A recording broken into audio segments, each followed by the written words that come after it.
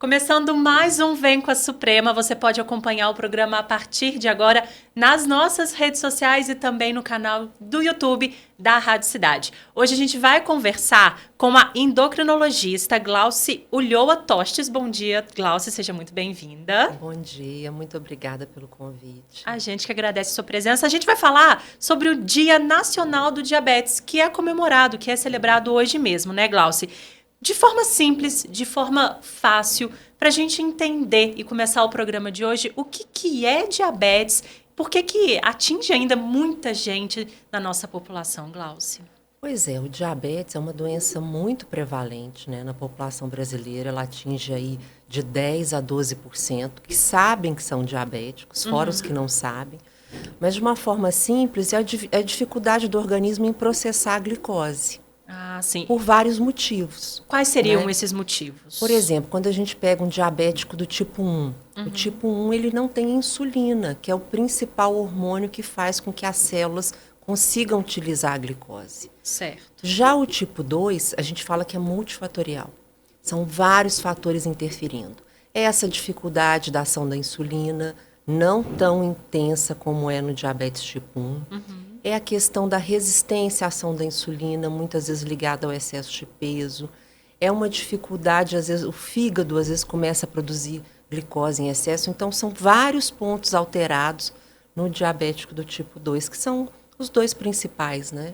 E realmente a diabetes ela continua presente, causando mais pacientes durante os anos? Como que você acompanha esses números agora, né, atualmente? Pois é, o diabetes tipo 1 ele pode acontecer em qualquer idade. E ele é uma porcentagem menor do número dos diabéticos. Apesar de poder acontecer em qualquer idade, ele predomina na criança e no adolescente. Olha só. Né? Em torno aí de 5% dos pacientes diabéticos são do tipo 1. E tem alguma explicação para essa faixa etária? Acredita-se, a pessoa tem uma predisposição genética, que a gente fala sistema HLA. É um sistema de imunohistocompatibilidade. É como se ele ele desenvolve autoanticorpos que agridem as células produtoras de insulina no pâncreas. Entendi. Então, ele tem uma predisposição e acredita-se que algum fator ambiental leve a isso ser desencadeado. Né? E no caso pode ser uma virose, pode ser Olha só. várias hipóteses aí, mas nada assim que a gente tenha muita certeza. Certo. E no caso de pessoas mais velhas, né? O diabetes do tipo 2, ele vai aumentando a incidência com a idade.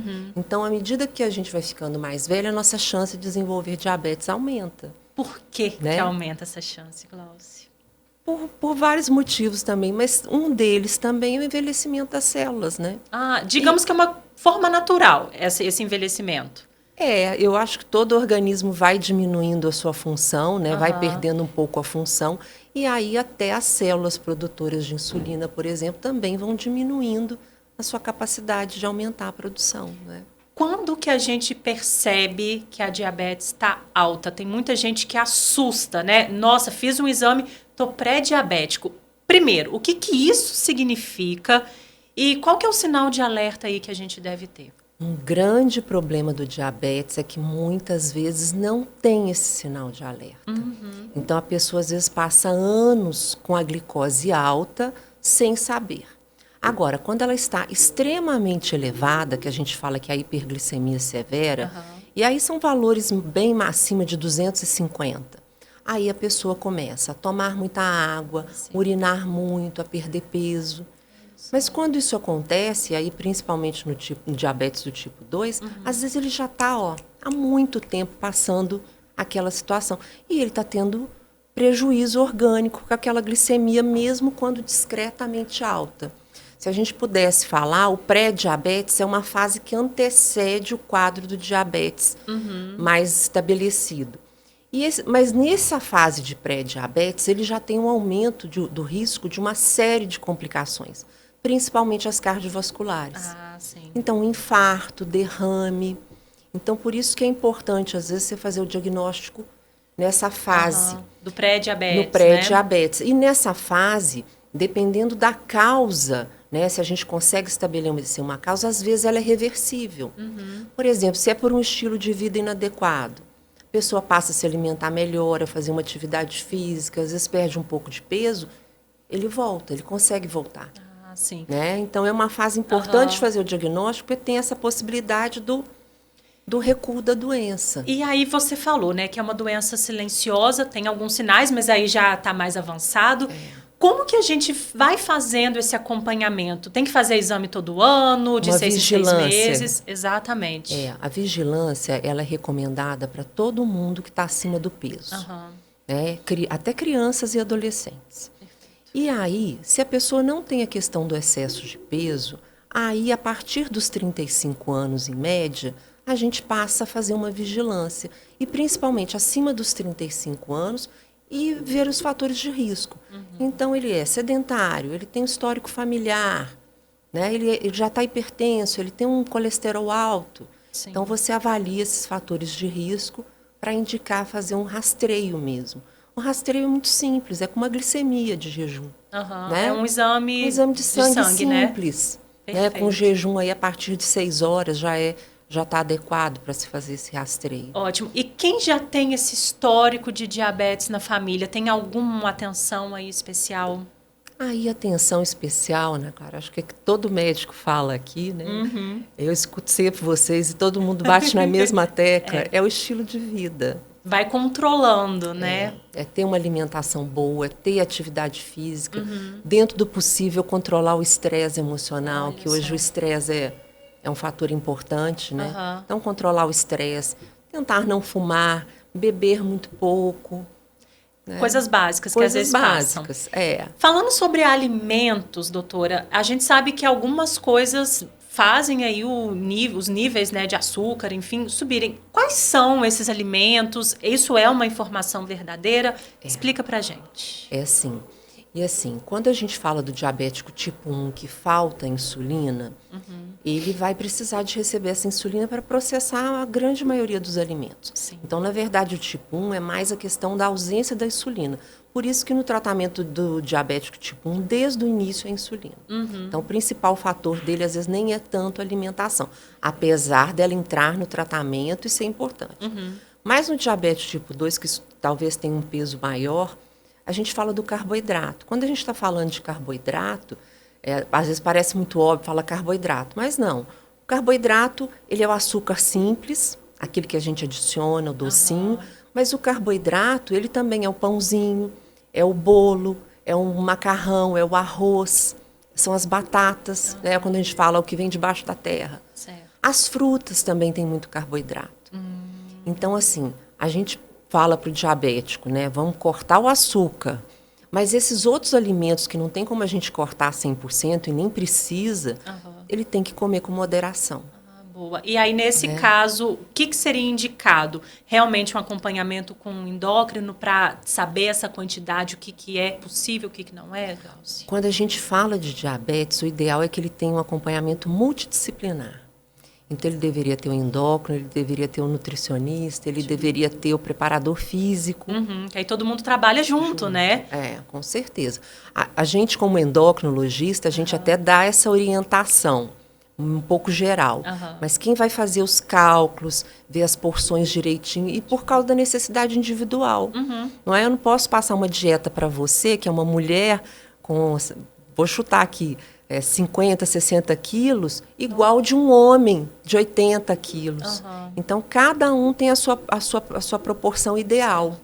Então, a nutricionista é muito importante nesse acompanhamento também. Pode continuar. Quando isso não é possível, né, a gente faz as orientações gerais. Mas a nutricionista faz isso muito mais bem calculadinho, separado, individualizado, né? Mais interessante. Voltando à parte da alimentação, quando as pessoas descobrem, né, a diabetes ou até mesmo o pré-diabetes, a galera às vezes vai para o lado do integral. Consome mais produtos integral, arroz, pão. Realmente é uma alternativa? É uma boa opção, porque assim, o integral não deixa de ter o carboidrato ali. Mas o que ele tem junto? Ele tem a fibra. Tá. Então, a fibra, a nível intestinal, ela vai retardar a absorção do carboidrato. Então, o paciente, em vez de fazer ele alimenta. Ali na primeira hora, em vez dele fazer um pico de glicemia, vai lá a 200, não, ele vai para 160. e ele vai absorvendo aquele carboidrato mais devagar. Então, ele não faz aquele pico de glicose tão alto quando ele come sem a fibra. Entendi. Então, assim, uma coisa interessante para o diabético também, toda vez que ele for fazer uma refeição, tem que ter um pouquinho de carboidrato, né? A gente não é para excluir o carboidrato, mas que ele tenha junto alguma coisa com fibra. Então, se não for integral, que tenha salada, que tenha verdura e a proteína também. A proteína também ajuda nessa regulação aí do carboidrato. Então, sempre tem uma carne, um queijo, um ovo. Isso ajuda também nessa regulação. Perfeito. Para quem já tem a diabetes, né, diagnosticada, o que você diria aí que é importante dessa pessoa fazer, seguir no dia a dia, para ficar com os níveis aí tudo Controlados. certinho, controlado? Eu acho que é um pouco disso tudo que a gente falou, né? Aham. É uma alimentação saudável, é fazer atividade física. Eu vou te falar, Ana Clara, que eu acho que essa parte do estilo de vida, isso entra pau a pau com a medicação, sabe? É tão importante quanto a medicação. E as medicações também. As pessoas, às vezes, são resistentes às medicações. Mas, olha, se a gente vive mais hoje e a gente vive melhor, muito tem a ver com o desenvolvimento das medicações, né? E as medicações estão cada dia melhores. Quando eu comecei a endocrinologia, alguns anos atrás, não vou entregar muito minha idade, não. Mas, assim, a gente tinha tão pouca opção para tratar o diabetes, né? A gente tinha, basicamente, 2, 3 medicações. Hoje, a gente tem uma gama enorme com resultados do controle glicêmico muito melhor. Né? E hoje a gente tem, inclusive, medicações que, além do controle glicêmico, ela já atua prevenindo as doenças cardiovasculares. Então, isso é um benefício imenso para o diabético. Isso é verdade. As complicações também são bem complicadas, Sim. né? Você falou de algumas, a gente poderia falar de novo, Glaucio, por favor, para deixar claro aí essas complicações. A gente fala muito das complicações cardiovasculares, que seriam infarto, AVC, porque são as que muitas vezes têm um desfecho pior, que é o óbito. Sim. Né? Mas o diabético tem muitas outras complicações. Então, além dessas, a gente tem as complicações também microvasculares. E aí afetam a retina, então a retinopatia diabética, afetam os rins, então a nefropatia diabética. E quando a gente fala de vasos também, a gente tem, por exemplo, membros inferiores. A maioria das amputações que a gente vê estão relacionadas ao diabetes mal controlado. Além dessas, tem várias outras. A gente fala das neuropatias autonômicas. Então, ele tem dificuldade da motilidade gástrica. Então, ele fica com aquela sensação do empachamento da comida. Sim. Às vezes, alterna diarreia com constipação. Olha só. Bexiga neurogênica. A bexiga não consegue se esvaziar por completo. Ele faz infecções urinárias de repetição. Então, assim, o diabetes afeta o organismo como um todo. Perfeito. É uma doença silenciosa, mas muito traiçoeira. Muito perigosa, né? Muito, muito. Para prevenir, estilo de vida, alimentação, dá para fazer mais alguma coisa também, Glaucio? Hoje em dia também medicamento. Né? Hoje em dia também medicamento. A gente ainda não tem no Brasil, mas, por exemplo, já foi aprovada, inclusive, pela Anvisa, ainda não chegou. Mas hoje, para o diabetes tipo 1, por exemplo, antes dele desenvolver a doença, quando ele tem só o marcadorzinho lá dos autoanticorpos, hoje tem uma medicação que retarda o desenvolvimento.